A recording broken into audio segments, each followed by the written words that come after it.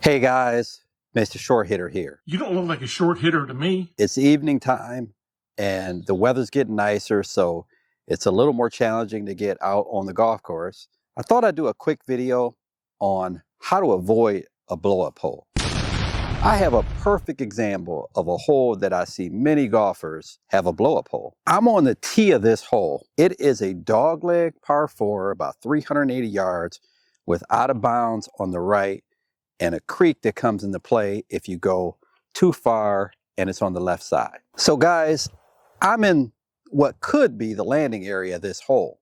I am about 170 yards out, 170 exactly, 164 with the slope. Now, we could try to hit a drive down this hill, but you can see this creek on the left comes into play and everything slopes this way. So if we hit a ball landing in here, it's going to start trickling down that hill, one bounce, especially if it's firm, it's going to roll all the way down into that creek. If we try to cut this dog leg, now we're risk hitting it out of bounds. So essentially, your ball would have to stop here on a side slope. And from here, I'm only 35 yards from out of bounds. So there is no one that should be hitting a driver in an area that's only 35 yards wide. And you still have trees to contend with. So if you go to the right, now you have to deal with the trees. And this fence is out of bounds. So if you carry all of that, you happen to carry these trees, you happen to carry that fence, well, you still have an area that's about 40 yards wide. And again, there's no one that's hitting a driver into an area that's 40 yards wide on a firm fairway with any type of consistency. Now, a foolish golfer would look at that out of bounds on the right and say, well, it opens up if you hit it past that fence. Well, again, it opens up to an area that's about 42 yards wide, so I wouldn't necessarily call that open. So with the elevation, it's 206 to that creek, but remember, it runs away and downhill. So we don't really want to go anywhere near that creek, because even if we do, we're still going to have a tough approach shot. So I'll take a 4 hybrid, and this is going to keep me short of everything. I want to air towards the left because that'll give me a good shot going towards the right. If I go too left in the trees, I could still punch it down there into a wedge range. So we're taking the creek out of play, we're taking the out of bounds out of play, and we're taking the trees on the right out of play.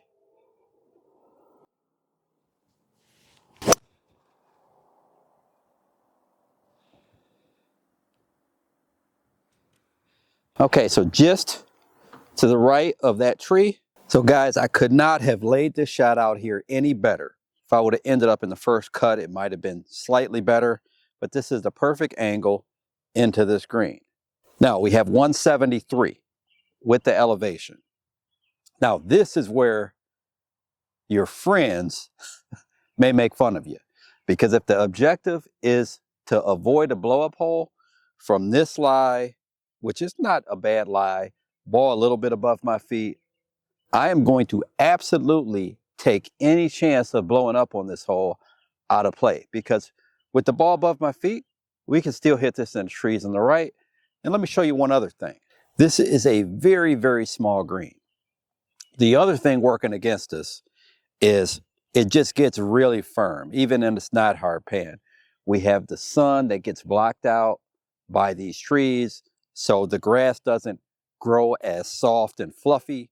So the balls that go left tend to bounce pretty firmly. So guys, if you go for this green with a mid-iron, a hybrid, you could easily end up back here hard pan, baked, to where you have to hit some type of shot that is going to be pretty close to impossible to hold that green.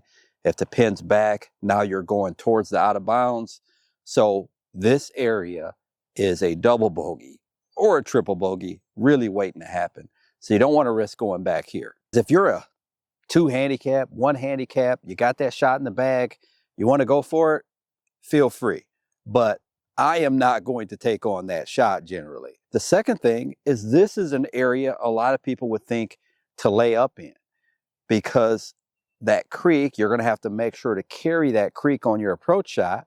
And if you do carry that creek, now you're risking a ball hitting and again bouncing over the left side past that green. So we don't want to take on that risk. We want to look more towards the widest part of the fairway.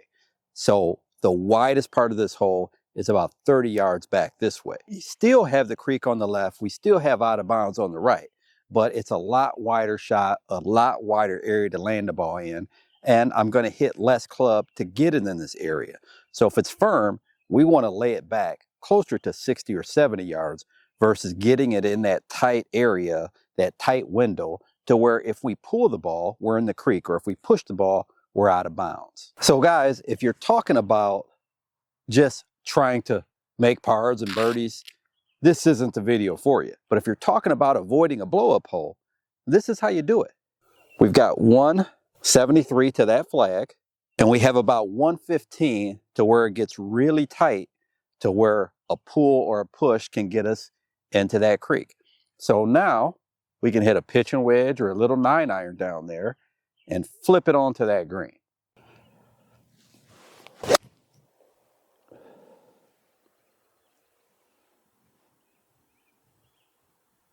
Are you sick of losing golf balls in the trees, bushes, or even water hazards like Aqua Woman? Got it. Well, you should check out this video sponsor, Golf Ball Planet. Golf Ball Planet has been the #1 supplier of used golf balls since 1997. And you can save 18% by using my code MSH18. I also put a link in the description. So now guys, you see how the creek in front of me, if we go a little further, maybe get a little bad kick, we'd be in that creek. So we took that out of play, took the blow up chance out of play, 67 yards. And the great thing is, if you don't feel as confident with that shot as I do, you can hit a sand wedge. You could leave it back 80 yards or 90 yards. The widest part of this area is right here. So we just don't want to get to that tight part. Now, it's not over. We have a pin kind of tucked on the left side there, a green that gets firm. So keeping that all into account, we just want to make sure we don't hit this too far because it'll bounce over that green. Just in the front won't hurt us. So I hit a little 54-degree wedge and should avoid a blow-up hole. The nice, easy wedge. Take a little right of that flag.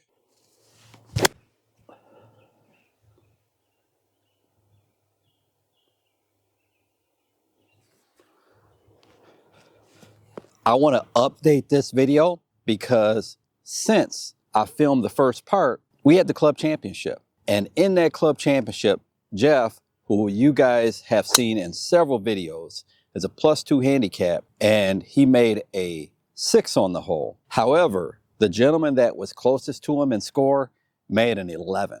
There's a perfect example from just a week ago how important it is to keep the ball in play and how easy it is you can blow up on a hole if you don't use the correct strategy. So guys, you could probably tell by the sound that I didn't hit that ball great, but it's also an example of how firm this green gets because this ball bounced and bounced up here. So if I hit a mid-iron, 7-iron left of this green, it would have just bounced forever. So now the last thing to avoid a blow-up hole is to get a good pace on our putt. We don't want to ram this by and leave a long one coming back.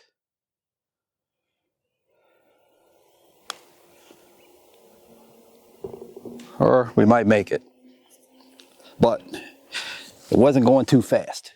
All right, guys, I hope you enjoyed the video. Today, I was looking at the comments and G Coffee said he is working on his swing and he had a few blow-up holes. So I thought, why not come out and just give you my thoughts on how to avoid a blow-up hole on a hole like this. So make sure to leave your ideas for content down in the comment section.